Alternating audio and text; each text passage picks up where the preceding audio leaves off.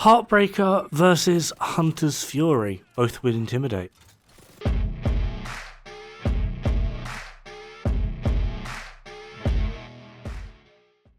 This was actually a request from a good few viewers on the Heartbreaker Intimidate build video. A lot of people were curious because the setup for it is near identical to how you would run, well, Hunter's Fury with Intimidate, Bloodsucker, etc, etc.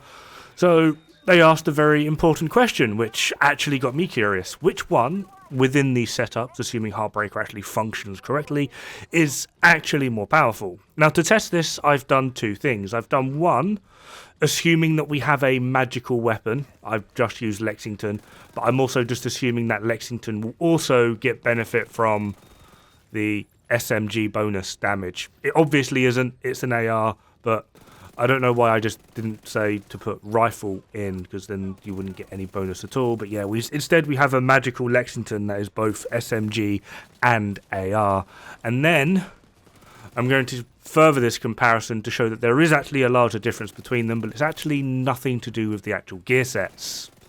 So, this is our magical build. The reason this has been done this way is so that we are essentially going to be having the exact same stats on both builds, crit chance, crit damage, bloody bloody blah.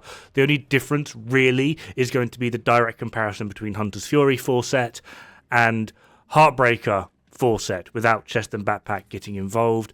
And this is the DPS. This quite literally does just come down to the simple fact that with the base 4 pieces of Hunter's Fury, we get a 43.15% multiplier, but Heartbreaker gets 55. So initially, with just the 4 pieces, Hunter's Fury is actually the weaker of the two, much to my own unwillingness to even remotely accept this, just because I'm just such a fanboy of Hunter's Fury.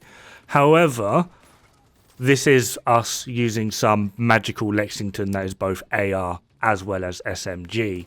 The larger issue actually comes into play when we start messing around with, I don't know, actual SMGs, as well as the more optimal damage talents for them.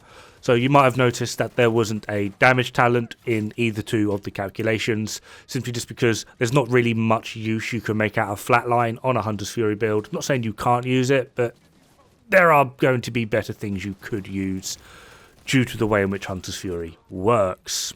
Killer, for example. So we're going to stick with Lexington on the Heartbreaker build, simply because that is the best high-end AR, and then we're just going to whack in probably, I don't think it currently is the best, but it's definitely absolutely up there, the top SMG in the game right now, Dark Winter, and just compare the two with them on, obviously, Lexington on Heartbreaker, Dark Winter on Hunter's Fury.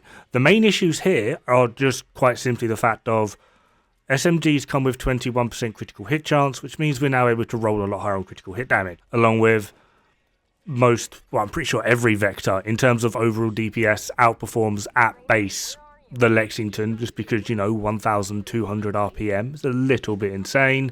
Well, you know what, I'll just let you guys have a look at the actual differences. And yeah, hopefully you can see that Hunter's Fury is now absolutely dominating over Heartbreaker. However, it kind of actually has nothing to do with Heartbreaker itself. We've even now factored in Flatline on the Heartbreaker build, but thanks to the difference in crit with perfect killer active, as hopefully you can see we're at like 276% critical hit damage. Yeah, like the overall difference in performance is very, very, very much weighted towards Hunter's Fury. And then if you add in the fact you get like 20% armor on kill and 50% health on kill, it's pretty damn arguable that Hunter's Fury is not only 1, doing more damage, but 2, is a lot more survivable.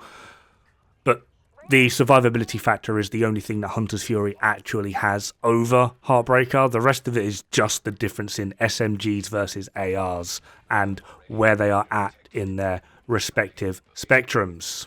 So yeah, that's basically it. Although Heartbreaker is technically stronger than Hunter's Fury, yeah, it's just the overall performance of SMGs that basically wins over Heartbreaker. Anyway, that is going to do it for this video. Nice, short and sweet. Hopefully I'll catch you in the next one. In the meantime though, have fun, good luck, and don't die. It's bad for the health.